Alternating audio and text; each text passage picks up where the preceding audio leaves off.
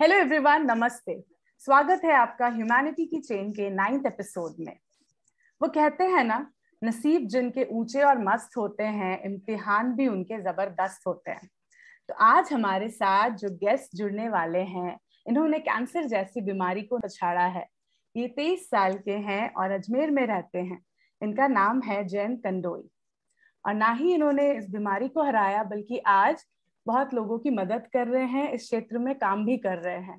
तो आइए स्वागत करते हैं जयंत का और सुनते हैं उनसे ही उनकी कहानी। हाय जयंत। Hello ma'am. कैसे हैं आप? मैं बहुत अच्छा हूँ, like as usual. Powerful energy and लोगों के साथ मोटिवेशन देने का काम हमेशा की तरह। बहुत बढ़िया। मैं आपके बारे में काफी पढ़ रही हूँ। मैंने पीओआई में आपके बारे में पढ़ा, उसके बाद मैं पढ़ती ही गई, आपका फीड विजिट किया और मुझे बहुत ही इंस्पायरिंग लगा कि हम छोटी छोटी चीजों में खखार के बैठ जाते हैं और इतनी कम उम्र में आपने इतना कुछ झेला है, इतना कुछ सहा है। आई एम श्योर आपकी फैमिली ने भी आपके साथ बहुत सफर किया होगा, राइट? तो थोड़ा आप अपनी नौ यस। 9 साल की स्ट्रगल के बारे में हमें थोड़ा बताइए। देखिए, मेरा नाम जयंत कंदोई है और मैं अजमेर शहर से आता हूँ। उम्र 23 साल है और बहुत ज्यादा तो नहीं, लेकिन बहुत थोड़ा कुछ ऐसा जहाँ मुझे लगता है कि लोगों को ये सीखना चाहिए कि कुछ भी हो जाए जिंदगी में हारना नहीं है। क्योंकि जिंदगी एक ऐसा खूबसूरत और ब्यूटीफुल सफर है जहाँ आपको कुछ नहीं पता कि कब आपको क्या मिल जाए। अगर आप तमन्ना करते हैं कुछ पाने की, तो आपको उतनी लगन उतनी दिखाए। मुझे लगता है इंतजार एक ऐसा पल है जहाँ आप कुछ सोचते हैं कुछ करने के लिए, और अगर आप इंतजार कर रहे हो कल का, तो आप गलत नहीं हो, क्योंकि कल किसी को नहीं पता। मेरी जर्नी 2013 में शुरू हुई थी और मुझे कैंसर जब मैं 10th स्टैंडर्ड में था तब हुआ था। उसके बाद मुझे वापस कैंसर जब हुआ, जब मैं कॉलेज पढ़ाई कर रहा था। इस बीच ही मैंने अपनी पूरी स्कूलिंग में टॉप किया था और अपने कॉलेज टाइम में भी टॉप किया था। आज मैं एमबीए की पढ़ाई भी कर रहा हूँ और मुझे तीसरी बार कैंसर 2017 में हुआ था। ये सभी बार मुझे हॉचिंग्स लिम्फोमा हुआ था। इसका इलाज मैंने अजमेर, जयपुर और दिल्ली कई जगह लिया। 2019 में मुझे फिर कैंसर हुआ। 2020 फरवरी में मुझे कैंसर 5वीं बार हुआ और नवंबर 2020 के अंदर मुझे छठी बार कैंसर हुआ। इसके बाद मैंने बोन मैरो ट्रांसप्लांट करा लिया और आज जिंदगी जो जी रहा हूँ वो कैंसर की वजह से जी रहा हूँ। आज मुझे लाखों लोग जानते हैं, तो इसलिए जानते हैं क्योंकि मुझे कैंसर हुआ था।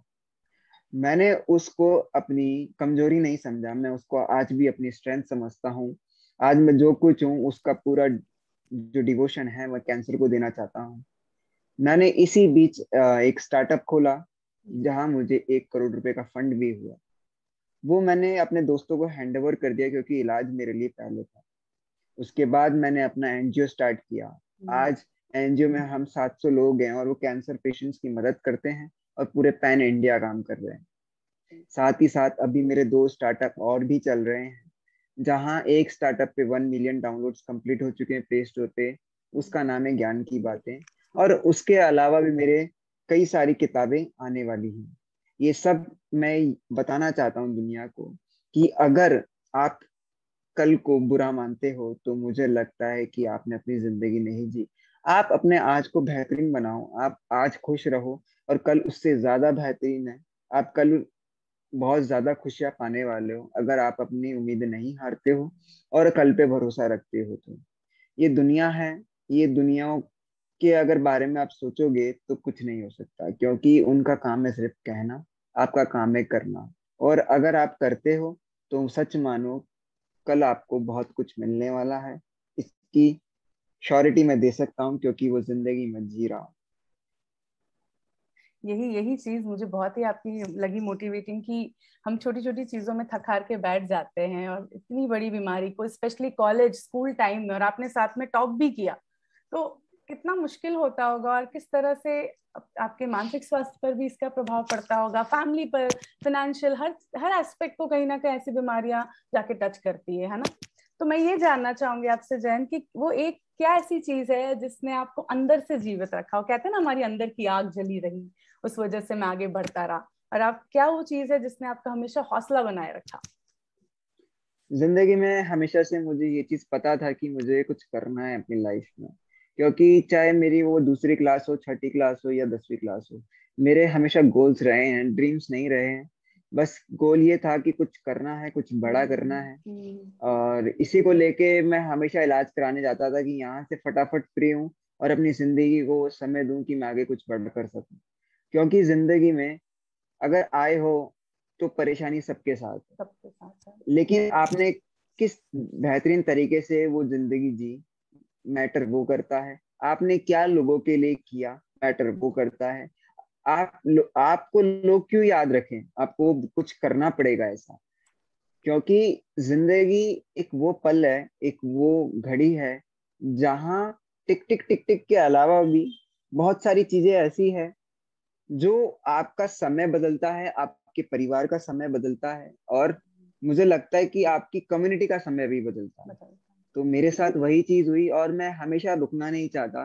क्योंकि अगर आप दौड़ रहे हो तो बहुत अच्छी बात है, दौड़ नहीं पाते हो तो चलना जरूरी है, चल नहीं सकते तो रेंगना जरूरी रहना है, जरूरी है, लेकिन रुकना रुकना नहीं। नहीं है। और यही चीजें मुझे लगता है कि मुझे बहुत ज्यादा मोटिवेट करा कि नहीं जयन, तुम रुक नहीं सकते।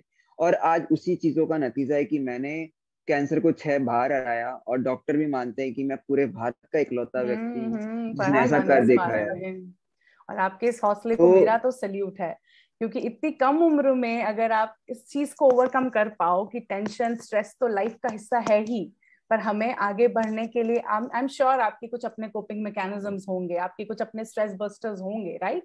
तो एक है कि स्ट्रेस और टेंशन तो लाइफ में आएगी, परेशानी आएगी, पर हमें रुकना नहीं है, आगे बढ़ने की कोशिश करते रहना है। ये बहुत बड़ी सीख है आपसे। बिल्कुल। जी, आप कुछ कह रहे और थे? फाइनेंशियल के अंदर भी दिक्कत होती है, होती है। लेकिन वो होता है ना कि खुदा मेहरबान तो गधा पहलवान। सो अगर मैं अपने आप को गधा भी कहता हूँ तो भी ऊपर वाले की इतनी मेहरबानी थी कि फाइनेंशियल भी मुझे सब कुछ मिला। और क्योंकि मेरी शिद्दत थी जिंदगी के प्रति, जिंदगी को लेके कि नहीं मुझे जीना है, और यही मुझे जीने के लिए हर एक चीज मुझे समय पे मिलती गई कि नहीं, ऊपर आप नहीं कर पा रहे हो तो ऊपर वाला कुछ नहीं कर सकता। और अगर आपने सिर्फ एक आवाज दे दी कि मुझे जीना है, मुझे कुछ करना है, तो सच मानो पूरी दुनिया इस काम में लग जाएगी आपके साथ कि नहीं, इस बंदे को आगे बढ़ाना है। ये सही बात है, ये चीज मैं भी मानती हूँ कि हमारी हेल्प जब तक हम खुद नहीं करेंगे कोई और कैसे करेगा, है ना? ठीक है जयंत, कोई और बात, कोई और मैसेज आप देना चाहेंगे, स्पेशली यंगस्टर्स जो आपके एज के स्टूडेंट्स हैं, जो छोटी छोटी देखिए, परेशानियों में। हाँ बताइए। मैं एक ही चीज कहता हूँ हम्म। कि जो जिंदगी है उसमें ना जीतना जरूरी है ना हारना जरूरी है। ये जिंदगी का खेल है, इसे खेलना जरूरी है। खेलना जरूरी आप जिंदगी से कुछ भी कर लो, आप जिंदगी में जिस मकसद से आए हो, जो ऊपर वाले ने आपकी जिंदगी लिखी है वो हो, आप जी रहे हो ना, वो बहुत बेहतरीन लाइफ है। अगर आप अपने नीचे वालों को देख के जियोगे तो आप सोच भी नहीं सकते हो कि उनके पास वो भी नहीं है जो आप आज जिंदगी जी रहे हो। तो उनको देख कर जियो, क्योंकि आप एक बहुत खुश नसीब हो जहां आप ये वीडियो भी देख पा रहे हो, आपके हाथ में भी फोन है। और ऐसे बहुत से लोग हैं जो शायद बात करने को भी तरसते हैं। तो है। इसलिए जिंदगी के अंदर सब कुछ मिलेगा, बस तमन्ना करो, शिद्दत से करो सब चीजें। और विराट कोहली बन जाओ यार, छक्के वक्के मारो, जिंदगी के अंदर हर्डस वर्डस तो आते रहेंगे।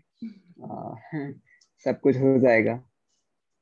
ठीक है Jayant, thank you so much. बहुत अच्छा लगा हमें, आपने टाइम निकाला और अपनी बातें हमसे शेयर की। आई एम श्योर जो भी ये देखेगा उसे काफी इंस्पिरेशन मिलेगी, स्पेशली स्टूडेंट्स और यंगस्टर्स के सही ये मैसेज पहुंचना बहुत जरूरी है। और हम उम्मीद करते हैं आप जल्दी रिकवर होएं, एकदम अच्छे से रहें और आगे और लाखों करोड़ों लोगों को इंस्पायर करते जाएं। मैंने अगर एक बंदे को भी बदल दिया, एक बंदे को भी इंस्पायर कर दिया, तो मेरा काम खत्म हो गया। फिर उसका काम है कि आगे लोगों को इंस्पायर करे।